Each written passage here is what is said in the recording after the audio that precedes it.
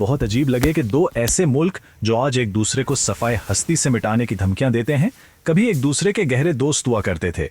नहीं, ये कोई ख्याली कहानी नहीं है।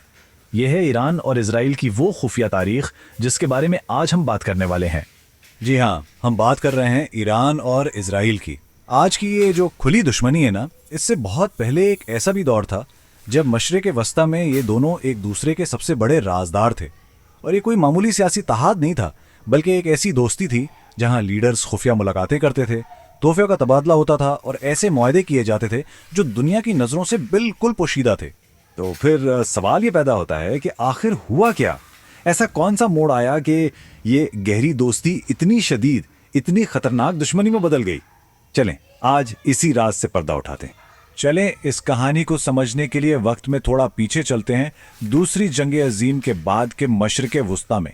इस जमाने में एक ही उसूल चलता था, मेरे दुश्मन का दुश्मन मेरा दोस्त है। इस दोस्ती की बुनियाद रखी थी इजराइल के पहले वजीर आजम डेविड बेन गोरियन के एक बड़े शातिराना मंसूबे ने।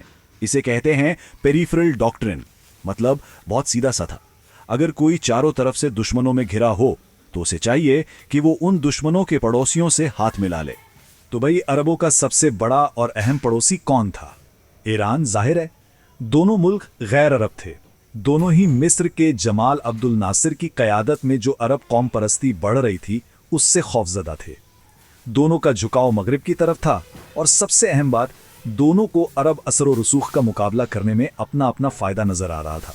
और बस इसी मुश्तरका सोच ने एक ऐसे सुनहरे दौर का आगाज किया जिसके बारे में आज बहुत ही कम लोग जानते हैं। ये एक ऐसी खुफिया पार्टनरशिप थी जो थी तो दुनिया की नजरों से ओझल, लेकिन इसकी जड़ें बहुत बहुत गहरी थी। अच्छा, ये दोस्ती कितनी गहरी थी इसका अंदाजा जरा इन वाकयात से लगाएं। 1950 में ईरान तुर्की के बाद इसराइल को तस्लीम करने वाला दूसरा मुस्लिम अक्सरियती मुल्क बन गया।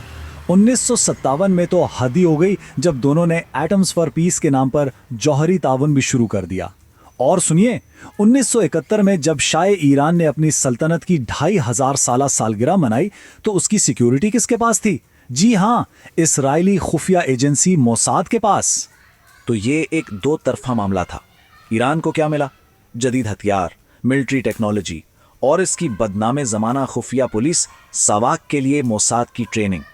और बदले में इसराइल को क्या मिला? तेल का एक ऐसा जरिया जिस पर भरोसा किया जा सके, एक बहुत अहम गैर अरब इत्तेहादी और अरब मुल्कों के बारे में खुफिया मालूमात।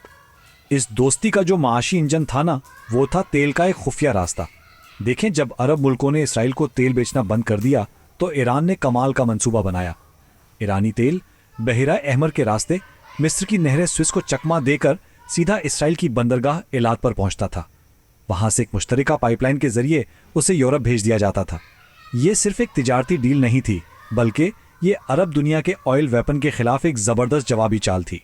और ये दोस्ती जितनी पक्की थी उतनी ही खुफिया भी थी। अंदाजा लगाएं कि जब इसराइली वजीर आजम तेहरान आते थे तो मीडिया से बचने के लिए विग पहन कर आते थे। इतना ही नहीं, दोनों मुल्कों के दरमियान बराह रास्त परवाजें भी चलती थीं और तेहरान में इसराइल का एक बहुत बड़ा मिशन था जो तकरीबन एक सिफारत खाने की तरह ही काम करता था। कई सालों तक ये सब कुछ ऐसे ही चलता रहा, सब ठीक था। लेकिन फिर एक ऐसा नजरियाती जल्जिला आया जिसने सब कुछ बदल कर रख दिया। साल था 1979। ये वो साल था जिसने ईरान और इजराइल के ताल्लुकात की तारीख को हमेशा हमेश के लिए बदल दिया। ईरान में इनकलाब आ गया, शाह ईरान का तख्ता उलट दिया गया और आयतुल्लाह खुमैनी ने इक़्तिदार में आते ही ऐलान कर दिया कि इसराइल इस्लाम का दुश्मन है और शाह उसका साथ देने की वजह से एक गद्दार था। इस ऐलान के सिर्फ चंद हफ्तों बाद तेहरान में मौजूद इसराइली मिशन पर धावा बोल दिया गया और उसकी छत पर फलस्तीन का झंडा लहरा दिया गया।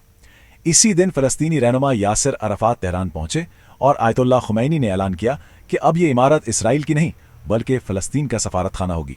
बस ये वो लम्हा था जब ईरान इसराइल दोस्ती की कहानी का इख्तिताम हो गया।